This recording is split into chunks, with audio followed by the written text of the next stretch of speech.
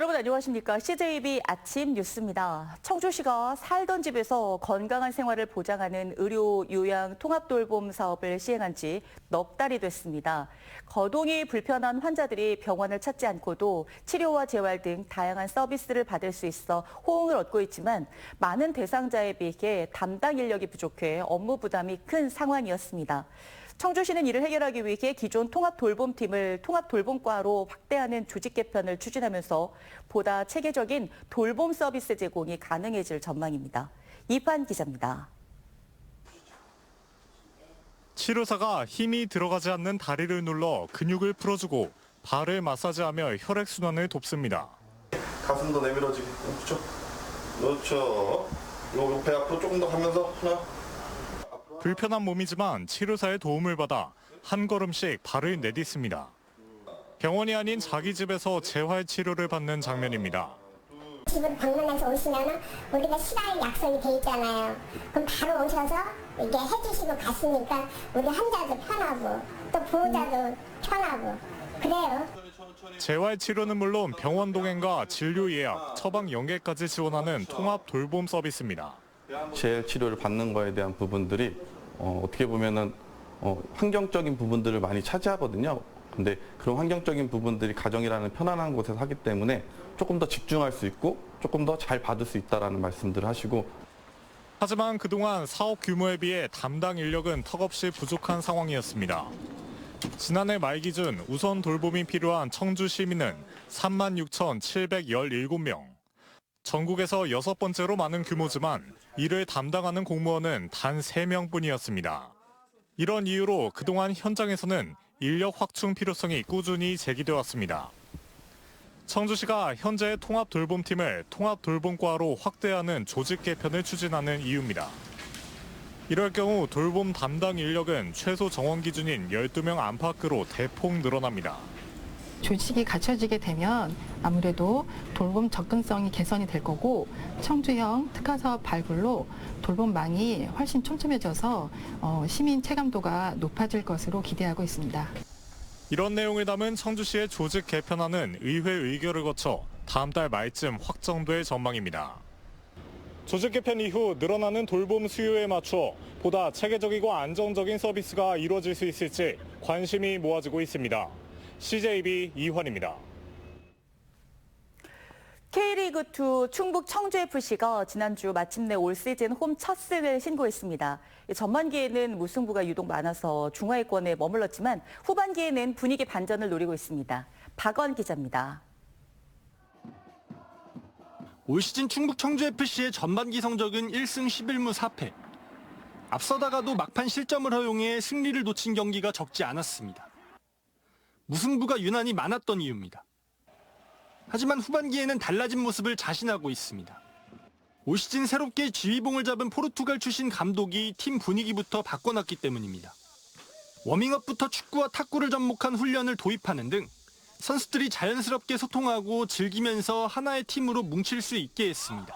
저희가 아주 좋은 경기를 보이기 때문에 상대가 힘들어한다는 걸 좀 알고 들어가기 때문에 그런 자부심과 자신감을 가지고 들어가는 가장 큰 다른 점인 것 같고 아무래도 성적도 중요하지만 저희 팀 안의 그런 축구, 우리만의 축구를 보여주는 게 후반기 반등의 열쇠는 공격력입니다.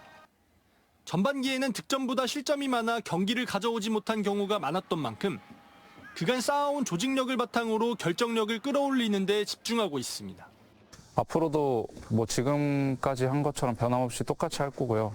조금 더 이제 득점 상황에서 더 집중해서 더 많은 득점할 수 있도록 노력하겠습니다. 루이 킨타 감독은 결과에 연연하기보다 준비한 축구를 꾸준히 보여준다면 승리는 뒤따를 것이라고 강조했습니다. E vamos melhorar os aspectos que têm a ver com o ganhar as bolas na nossa defesa para não permitir que os nossos adversários nos marquem golos. Portanto, essa é sempre a nossa preocupação. Olhar para nós e perceber o que é que podemos melhorar. 홈 첫 승으로 분위기를 끌어올린 충북 청주FC. K리그2 후반기 반등은 물론 오는 29일 코리아컵에서 K리그1 FC 안양을 상대로 홈에서 또 한 번 이변에 도전합니다. CJB 박원입니다.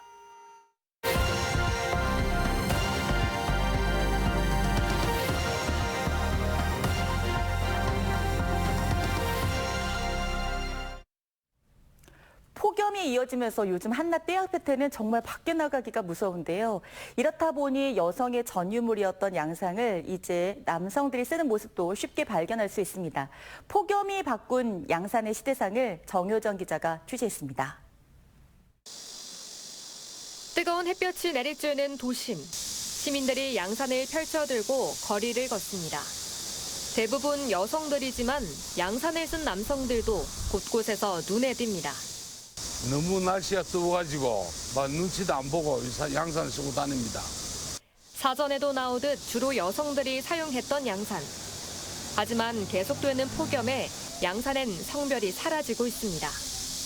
판매점에서도 변화를 체감할 정도입니다. 날씨가 너무 무더워가지고 양산이 잘 팔리고 있습니다. 특히 자외선 때문에 남성분들도 특히 잘 찾아오고 계십니다. 아직은 시선이 신경 쓰이기도 하지만 그냥 주위가 뭐 쳐다봐도 일단 햇빛에서 피해야 되니까 날이 너무 더워서 최대한 그래도 쓰려고 하는 것 같아요. 살인적인 햇볕 앞에서는 실용성이 우선입니다. 특히 대학가 젊은이들 사이에서는 더욱 빠른 속도로 번져가고 있습니다. 처음에는 조금 신경 쓰이긴 했었는데 이제 막상 쓰고 다니니까 안 더운 게 더 먼저인 것 같습니다. 그렇다면 양산은 실제로 얼마나 더위를 막아줄까? 양산을 쓰기 전인 지금은 50도를 넘었습니다. 양산을 쓴 지 3분이 지난 지금 30대 중반으로 떨어졌습니다. 자외선도 막아주고 피부 표면과 체감 온도도 빠르게 낮춰 일석이조라고 전문가들은 추천합니다. 70%에서 90%까지 자외선 차단이 기능이 있는 걸로 알려져 있습니다. 체온 상승이 되는 것을 많이 막아줄 수 있어서 저는 양산 사용을 적극적으로 권장하고 있습니다. 폭염의 시대, 이제 양산은 성별과 상관없이 뜨거운 햇볕 아래 살아가기 위한 필수 소지품으로 다시 한번 자리매김하고 있습니다. KNN 정효정입니다. 충청북도가 오늘부터 조혈모세포 이식 환자의 국가 예방접종 비용 지원 대상을 전 연령으로 확대합니다. 접종 지원 대상은 B형 간염, 디프테리아, 파상풍 등 17종으로 올 들어 조혈모세포를 이식한 환자는 연령과 관계없이 이식일로부터 최대 3년간 국가 예방접종 비용을 지원받을 수 있습니다. 자세한 접종 가능 백신 여부와 제출 서류 등은 예방접종 도우미 홈페이지에서 확인할 수 있습니다.